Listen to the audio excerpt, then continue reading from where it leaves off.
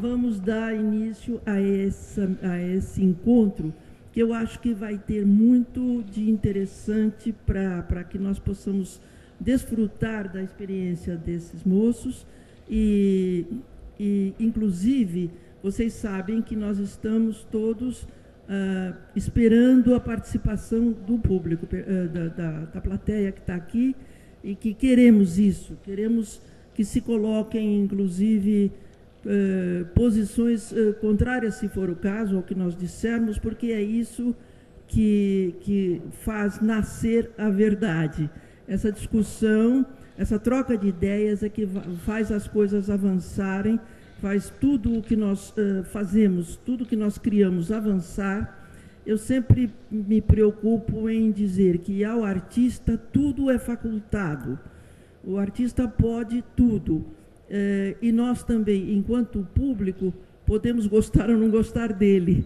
Isso é uma coisa que me preocupa muito em relação às artes plásticas contemporâneas e até à música erudita contemporânea.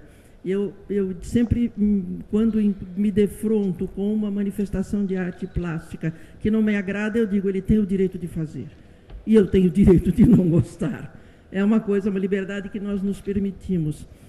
Outra coisa importante é deixar que o artista avance, deixar que o artista experimente, sem nenhuma restrição, de nenhuma espécie de censura, enfim, para traduzir essa coisa de maneira mais concreta. O artista não deve e não pode ser censurado nunca.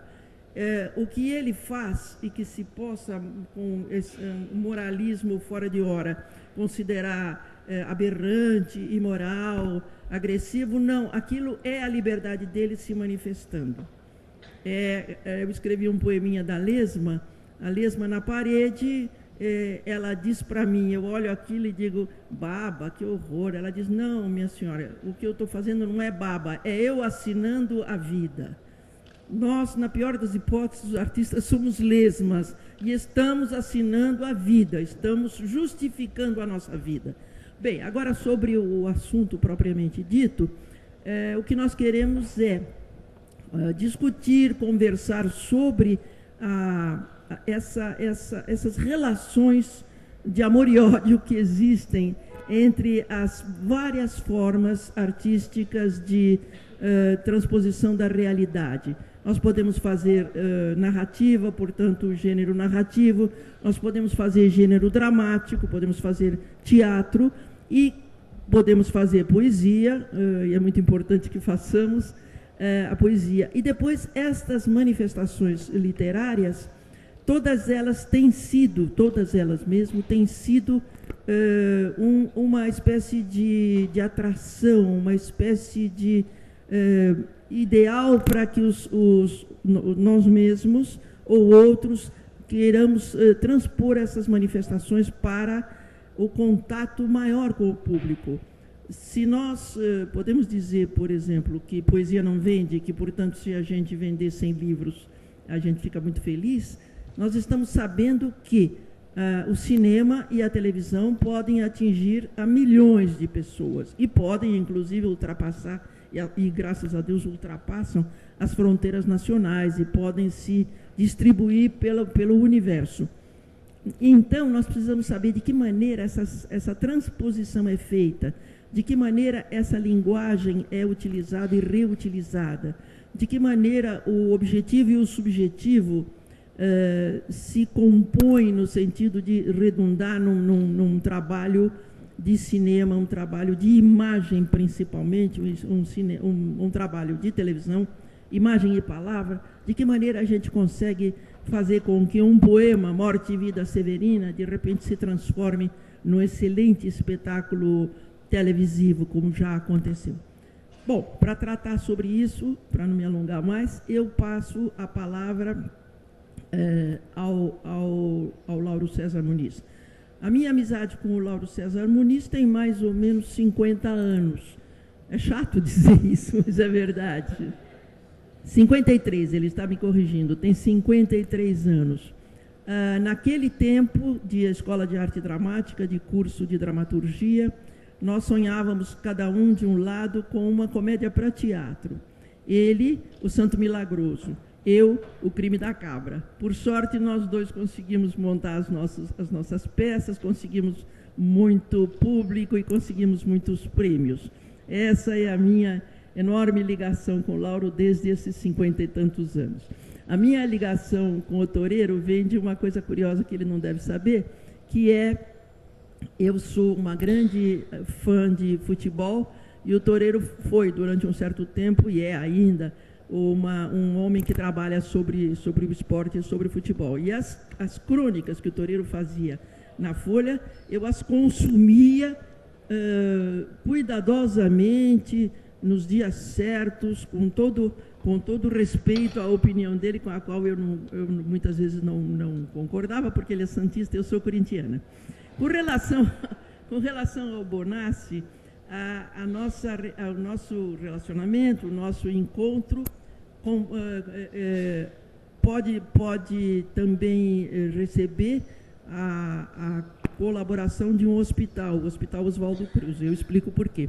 Quando ele estava se montando a peça dele, excelente, por sinal, Apocalipse 11, que foi, inclusive, nessa época que eu a vi montada num presídio, no antigo presídio, o presídio do Hipódromo, eu estava com um antigo aluno assistindo ao espetáculo, e na passagem de um ato para outro, que a gente tinha que descer umas escadas um pouco íngremes, a luz foi muito pouca, eu tropecei e quebrei o pé. Então não pude ver, nunca vi esse final da peça do Bonassi, e me lembro que entre dores lancinantes, é sempre bom a gente dizer lancinantes, eu acho lindo. Entre dores lancinantes eu pensava, ai Bonassi, por que a escadinha? Então, passado esse momento de descontração, eu dou a palavra ao meu querido amigo Lauro César Muniz.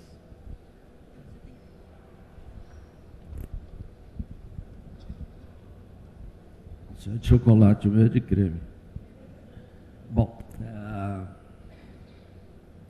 eu queria dialogar com esses três grandes companheiros, os três autores que eu admiro bastante, dramaturgos fantásticos, queria trocar ideias, porque certezas eu não tenho. Sempre quando se fala em transposição da literatura para dramaturgia, nos ocorre de saída uma frase que a gente ouve desde sempre, que é o romance é melhor que o filme, não é?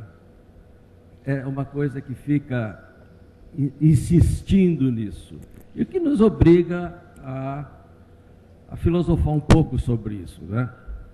É uma coisa complexa, né? A leitura é feita de uma forma, assistir a representação daquilo que foi antes um romance numa tela tem uma postura diferente, é uma atitude diferente. O leitor tem uma intimidade muito grande com o autor, uma intimidade muito bonita, uma intimidade quase sensorial com o livro, com o cheiro do livro, com essas coisas todas. E o espectador não, o espectador é um impaciente, né, diante de uma tela em branco ou de um aparelho de televisão que acaba de ser ligado. Ele é impaciente, ele quer ser cativado logo. O leitor não, o leitor ele acaricia o livro, ele tem uma relação íntima com o livro, ele mantém aquele livro ao seu lado, geralmente até numa mesinha de cabeceira noturna, e ele dorme com esse livro, ele lê um pouco do livro, lê o prefácio, se estimula, depois ele entra no primeiro capítulo, conhece as personagens longamente, e enfim ele acaba dormindo e sonhando com aquelas personagens, leva aquelas personagens para a cama, não é? Que é uma forma de fruição, uma forma de absorver as personagens muito bonita, muito íntima, muito calorosa, né? Muito sensorial até, né? Me chateia quando a gente sabe que os livros serão trocados por tablets, né? Mas a gente vai se apaixonar pelo tablet também. Então eu fiquei me perguntando nesses dias que a questão foi colocada, e a questão foi colocada assim mesmo. Por que geralmente se diz que a leitura é mais gostosa, o livro é sempre melhor do que o filme ou que a adaptação da televisão? Fiquei filosofando um pouco sobre isso, já a vida inteira pensei muito nisso também. Fiz muitas adaptações. O Santo Milagroso, que ela citou, foi feito no teatro, depois foi feito no cinema, depois foi feito na televisão, e já tentaram até fazer de forma narrativa, de conto, romance, novelinha. Eu não deixei fazer. E aí, enfim, eu tinha ali uma história que eu ia contar de uma forma no teatro, de outra forma no cinema e de outra forma na televisão.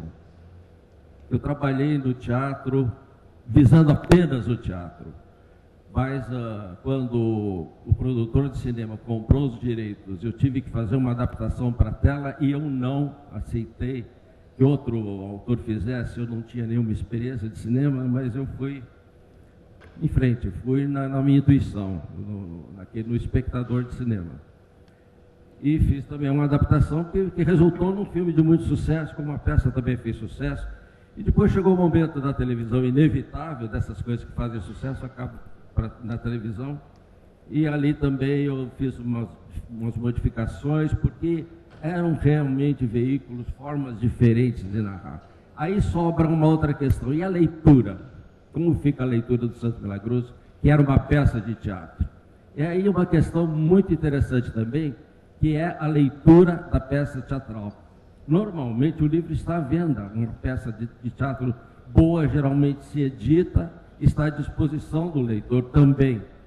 Mas essa leitura, de uma maneira geral, tem um risco, tem vamos dizer, um obstáculo, uma dificuldade técnica, porque uma coisa é você conceber um romance descrevendo o interior da personagem, e outra coisa é expressar esse interior da personagem através somente de diálogos ou de indicações de outras personagens sobre a personagem visada. Então, a leitura da peça teatral torna-se uma coisa extremamente delicada e difícil. Existem interferências de rubricas técnicas, como iluminação, como postura na física do personagem na cena, e que, de certa forma, afastam o leitor, criam um distanciamento do leitor com aquela fruição que ele encontra normalmente no romance, não é? Então, é uma leitura mais difícil. Há pessoas que a gente sente claramente que não sabem ler teatro, tem dificuldades enormes de ler teatro, e mais dificuldade, então, de ler roteiros cinematográficos, onde a invasão técnica é muito mais forte e contundente do que no teatro, né? Porque tem todo um aparato técnico, o cinema, até uma linguagem muito específica, que o teatro tem também, mas que a gente ultimamente está evitando, tentando colocar de uma forma mais literária, né? Para que essa fruição seja mais fácil. Então, são meios diferentes de comunicação, são meios outros de comunicação, e que nós temos que pensar um pouco sobre isso. Eu já fiz várias adaptações, muitas adaptações para televisão, e algumas para cinema. Eu fiz na televisão, um dos últimos trabalhos que eu fiz foi Chiquinha Gonzaga. E aí eu penso, é uma adaptação ou não é? Eu peguei a vida da Chiquinha Gonzaga, li 4, 5 biografias da compositora, da pianista, da pioneira, como ela se dizia, e depois trabalhei em cima de uma Chiquinha minha, idealizada. Era uma Chiquinha que era minha, não era uma Chiquinha que eu estava tirando de uma biografia, ou de outra biografia, ou de uma terceira, de uma quarta. É uma Chiquinha que eu concebi, que me parecia a mais lógica depois das informações que eu tinha sobre a vida dessa personagem, né? Da personagem fantástica. Então, não me parecia que fosse uma adaptação, me parecia que fosse uma recriação. Depois eu lembrei que o Hamlet do Shakespeare também era uma história verídica, baseada numa história verídica. Aquele príncipe dinamarquês realmente existiu, e parece até que o Shakespeare não foi o primeiro a abordar o personagem no teatro. Parece que existe até uma outra obra teatral que eu não conheço, mas o Renato disse também não conhece, mas parece que existiu sim. Então, o Hamlet, aquele Hamlet, era do Shakespeare. Aquele Hamlet é concebido pelo Shakespeare. Portanto, uma personagem biográfica me parece que seja realmente uma posse. Nós nos apossamos, nós nos incorporamos àquela personagem e dividimos o nosso interior, a nossa vivência, a nossa alma com a alma dessa personagem que realmente existiu. Então, não é uma adaptação, a meu ver. É uma questão que nós poderemos discutir aqui, eu acho que é uma questão que eu coloco aqui para a nossa discussão mais tarde. E na adaptação real, naquele trabalho que nós pegamos uma obra de ficção com uma personagem com características muito bem definidas, com uma psicologia nítida, com suas contradições bem colocadas no romance, o seu interior sempre se expondo de uma maneira até muito mais profunda do que na possibilidade do teatro, onde esse interior é colocado a partir do diálogo e não da sua subjetividade. Então, fiquei pensando, como fazer isso, como fazer essa transposição. A primeira vez que eu fiz foi para uma telenovela. Eu tomei um livro famoso da Emily Bronte, Morto dos Ventos Vivantes, e nesse livro as personagens estavam com uma clareza impressionante, mas tinha um grau de subjetividade no livro, no romance, que era para mim difícil atingir, porque eu tinha apenas os diálogos de uma forma realista. Eu não queria e não podia, por causa do gênero que eu estava usando, que é a telenovela, eu não podia perscrutar mais essa personagem do que a Emily Bronte teria feito. Então, como fazer isso? Então, fiquei muito encucado com essa questão. A primeira tentação é ir só nos fatos objetivos da história. Tomar todos os pontos de objetividade, que é como de uma maneira se faz nos filmes adaptados de romances e tudo mais que a gente tem visto, cinema americano, principalmente, ou mesmo europeu. Mas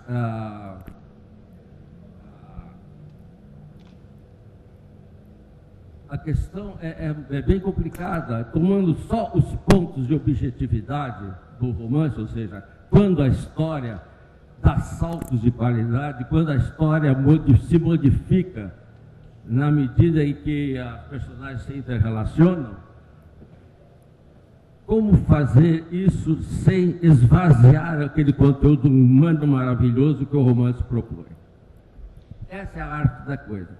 Tratar a subjetividade do romance de uma forma tal que ele não se exceda, e usar a objetividade de uma forma tal também que também não fique só um salto de nós dramáticos e sem subjetividade e sem verdade humana nenhuma. Essa dificuldade existe nessa adaptação. O que eu percebi é o seguinte, que os dados de objetividade de uma história, eles são quase que fixos, dificilmente vamos alterar isso. Os graus de subjetividade, ou seja, aquilo que conta o personagem, aquilo que o autor quer narrar, aquilo que o autor quer aprofundar com observação psicológica, ou observação poética sobre o ambiente, sobre, enfim, o personagem, essa situação tem uma medida correta. Caso contrário, a objetividade sendo atingida muito tardiamente, cria um vácuo de atenção do espectador de cinema ou do espectador de televisão. esse vácuo é que é essa medida de subjetividade.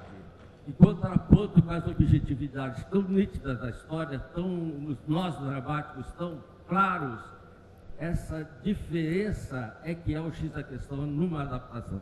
Eu gostaria de voltar a esse assunto depois, de correr o microfone e falar um pouco mais.